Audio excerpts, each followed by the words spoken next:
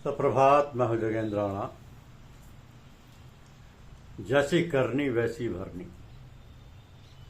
यह हमारी आज की आध्यात्मिक चर्चा का विषय है। संसार परिवर्तनशील है। परिवर्तनशीलता ऐसी है कि इसमें परिवर्तन नहीं होता,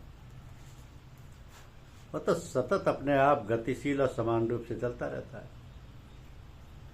जीवन और मृत्यु यह भी तो परिवर्तन का ही एक रूप है, जिसको हम बहुत अहम भाव से, बड़े चाव से किसी के पैदा होने पर उत्सव मनाते हैं, नाचते हैं, गाते हैं, खूब प्रसन्न होते हैं। इसी प्रकार जब कोई मरता है तो खूब मातम मनाते हैं, रोते हैं, चीखते हैं, सिर पटक पटक कर रोते हैं, भगवान को राना भी देते हैं। ये सब जीवन की साधारण घटना जो हम प्रतिदिन देखते हैं, सुनते हैं, अखबार में पढ़ते हैं। आखिर यह है क्या?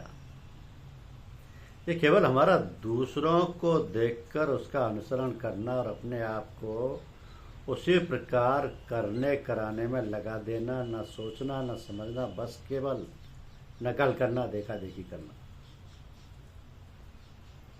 किंतु जो लोग विचारवान हैं, बुद्धिमान हैं, जो समझबूझ से काम लेते हैं, किसी का अंधा अनुकरण नहीं करते, वे अपने जीवन को कुछ और प्रकार से चलाते हैं। उनका चलन और व्यवहार कुछ और प्रकार का होता है। हम देखते हैं कि जो मनुष्य जितना ही विचारशील, ज्ञानी, ध्यानी है, उसका व्यवहार, चाल चलन, रहन सहन एक प्रकार का मानक बन जाता है, एक मिसाल, एक उदाहरण बन जाता है कि किस प्रकार जीवन को चलाना है, व्यवहार करना है। ये सब होते हुए, सब करते हुए भी जब हम अपने आप में परिवर्तन पाते हैं, तब कभी कभी कुछ पाने की लालसा होती है। तब फिर हमारे अंतर में उथल पुथल होने लगती है, और फिर जिसको अपना बड़ा भला चाहने वाला समझते हैं, उसके पास जाते हैं और उससे अपनी बातें कहते हैं और पूछते हैं क्या करें, क्या ना करें।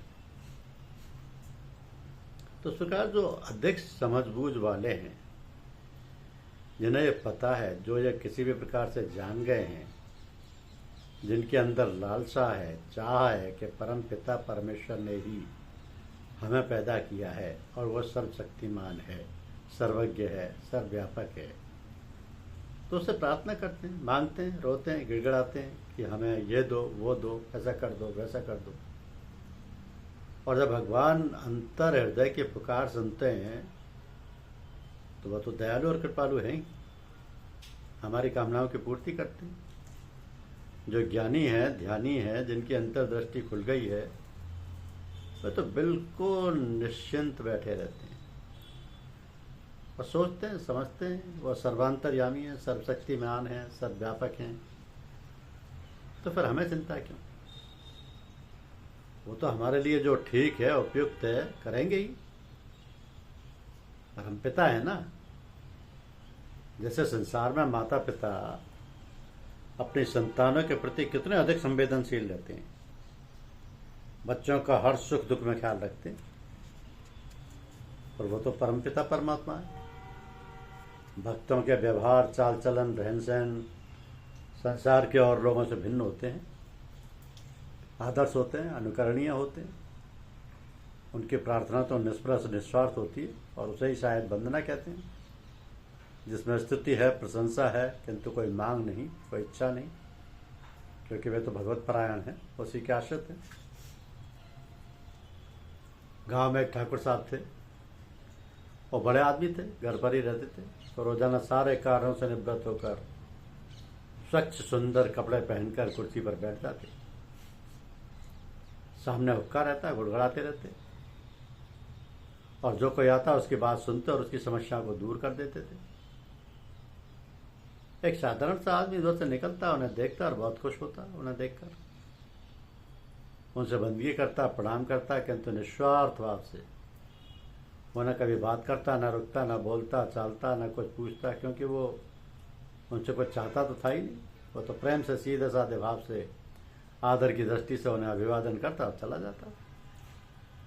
बरसों बीत गए ऐसा करते करते, वहाँ से आते जाते। कुछ दिनों बाद वो बीमार हो गया और उसका आना जाना बंद हो गया। ठाकुर साहब को ख्याल आया कि अरे वो आदमी तो दिखता ही नहीं, जो रोज निकलता था, आता जाता था, सलाम करता था। क्या बात है, कहाँ गया, क्या हुआ? अपने आदमियों से कहा कि मालूम करो। लोगों ने मालूम किया, पूछताछ की तो पता चला कि बीमार हो गया, पर वो अकेला है, उसके यहाँ कोई देखभाल करने वाला नहीं। ठाकुर साहब को उसकी हालत पर दया आई, उन्होंने उसके दवा का इंतजाम किया, उसके देखभाल और तीमारदारी का प्रबंध कर दिया।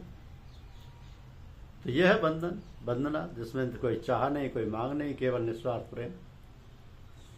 इसी प्रकार जो साधक लोग निस्वार्थ भाव से प्रेम करते हैं, पूजा पाठ करते हैं, उसका स्मरण ध्यान भजन करते हैं, तो वह मालिक, वह प्रभु उनकी हर प्रकार से रक्षा करता है। बस उन पर दया दृष्टि रहती है, स्नेह और प्रेम रहता है। तो विचारशील और ज्ञानी पुरुषों प्रत्येक कार्य करने से पहले सोचते हुए विचारते हैं कि हम जो कुछ करने जा रहे हैं वो अच्छा है या बुरा, इसमें हमारा या दूसरों का फायदा है या नुकसान। तो जो काम खूब सोच समझ कर किया जाता है उसमें हमारा फायदा है, हानि की कोई गुंजाइश नहीं रहती। इसके लिए सबसे बढ़िया तरीका है कि हम जो कुछ करें भगवान को समझकर भगवान के लिए करें, तो फिर वो काम बहुत अच्छा होता है और हमें उसके करने में कोई परेशानी का ख्याल भी नहीं होता।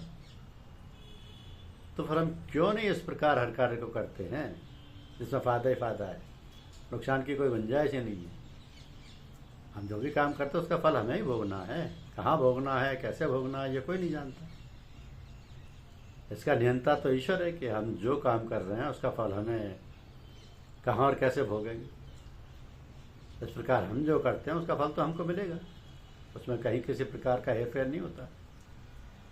तो हमारे सामने जो यकायक परिस्थितियाँ आ जाती हैं तो हम कहते हैं कि अरे ये क्या हुआ, हमने तो किसी को हानि नहीं पहुंचाई, किसी का कुछ बिगाड़ा नहीं, पर हम भगवान को उल्टा सीधा कहने लगते हैं।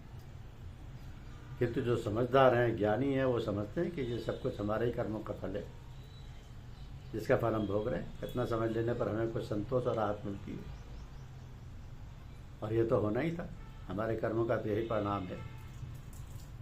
ये सब बातें हमेशा सबके साथ होती हैं और हम उन बातों को लेकर पछताते हैं, रोते हैं और परेशान होते हैं। तो हम क्यों ना ये सोचें कि भगवान जो कुछ करता है हमारे कल्याण के लिए ही करता है, तो फिर ना कहीं दुख है और ना सुख, फिर तो जो कुछ हो रहा है वो सब ठीक ही है।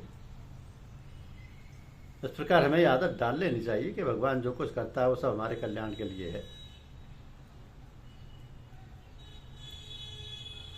इसी प्रकार मनुष्य को एक प्रकार की संतुष्टि और साहस मिल जाता है, किंतु ये है सब हमारे ऊपर ही। जब तक हम अपने अंदर ये आदत नहीं बना लेते तब तक तो सुख दुख, भला और बुरा हम समझते रहेंगे और उसके फलस्वरूप हमें सुख दुख का आभास होता रहेगा। मनुष्य कर्म करने में तो स्वतंत्र है, परंतु फल भोगने में परतंत्र है। इस प्रकार की उलझन और परेशानियां प्राय लोगों के दुख और परेशानी का कारण बन जाती हैं। इसलिए हम हमेशा ये सोचने समझने की आदत डालें कि जो कुछ हो रहा है या होगा वो सब भगवान हमारे कल्याण के लिए ही कर रहे हैं, फिर तो बस आनंद ही आनंद है। इस प्रकार हमारे सोचने की बात है और उससे हमको राहत मिलती है, सुकून और शांति मिलती है। जीवन तो है ही जब तक इसका भोग है, और जब तक संस्कार नहीं समाप्त हो जाते तब तक ये उठापटक होती रहेगी। इसलिए अपनी सोच और समझ बदलो और भगवान का सहारा और आसरा पकड़ो, उन्हीं की याद में सब काम करो, उन्हीं का समुझ कर करो, तो फिर हमारे भाग्य संस्कारों का लेखा जोखा और संतोषदायी बना रहे, और भी संतोषदायी बना रहेगा।